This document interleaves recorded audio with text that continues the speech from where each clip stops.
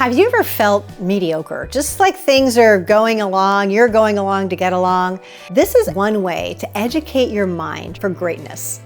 There is a myth that goes around. It sounds something like, if this really bad thing happened, then I would rise to the occasion. If there was a train wreck, I would be the person running in to save people. Oh, if I were the boss, things would be a lot better. If I were in charge, things would be totally different. And over again, science has proven we don't rise to the occasion. We actually fall to the level of our mastery or what we already believe about ourselves and about other people. And the way that we've educated our conscience has a lot to do with whether we will rise when the occasion presents itself. Think about it in the simplest ways. You're driving along in your car and the car in front of you flips over. Are you going to pull over and help? Are you going to keep driving and call the police? Are you going to get all the way over to the left lane, make sure you're okay, and after your heart calms down, then get on your phone and call 911? You might imagine yourself being the person that pulls over and jumps out of the car. But the reality is, you may not be that person. It just might seem like you should be that person. But when we're faced with those situations, we respond exactly the way the situation occurs to us based on our beliefs about ourselves, about what's possible, about what's not possible, about the situation.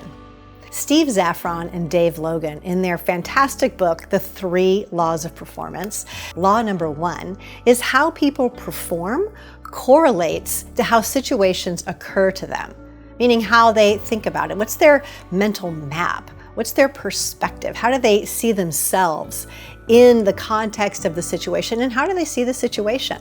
I'm sure you can think of a lot of examples in your own life where you saw a situation one way, but somebody else saw it completely different, and you chose very different types of action. What if things are the way they are in your life because decision by decision, we educate our conscience to take action or to not take action, to speak or to remain silent? Pay attention to your decisions, even the small ones, even the ones that you might think are insignificant. Look at a certain situation, something specific, perhaps at work or in a relationship. Write out the last 5 to 10 decisions that you made. And as you write them down, notice the patterns and ask yourself, what are some of the assumptions that I'm operating under that led to these decisions? What are some of the assumptions I'm operating under about myself, about the other person, about the situation? If we look at a situation and we decide in advance, I am powerless to do anything about this, then chances are we're going to be powerless to do anything about this. And I get it. Sometimes in life, there are circumstances that we don't choose. However, we always get to choose the way we relate to them or the way that we think about them. The way they occur to us has to do with our believing. Pay attention to your believing. What have you decided already is true about who you are and what's possible with you or not possible? And start to notice which stories, which conversations, which beliefs actually limit or put a cap on your ability instead of draw you into something great, into your greatness, into the fullness of who you were created to be. Yeah, it might be uncomfortable. It probably will be uncomfortable. You'll fail, you'll get up, you'll go again. But the more that you train yourself, the more that you examine, tease apart your beliefs, and you train yourself, that next time there's a crisis, you're going to fall to the level of that training, of that awareness, not what you had before. So if you're ready for something new, if you're longing to have your greatness, that unique gift that you are, present in the world and generously give it away, it's going to take some work, but it's great work to do. I'm going to invite you to do a little experiment with me. But first, pause, like this video, and come on back. I'm going to ask you to do a visualization. So start by closing your eyes, relaxing your body, and take a nice deep breath in through your nose, and then out through your nose.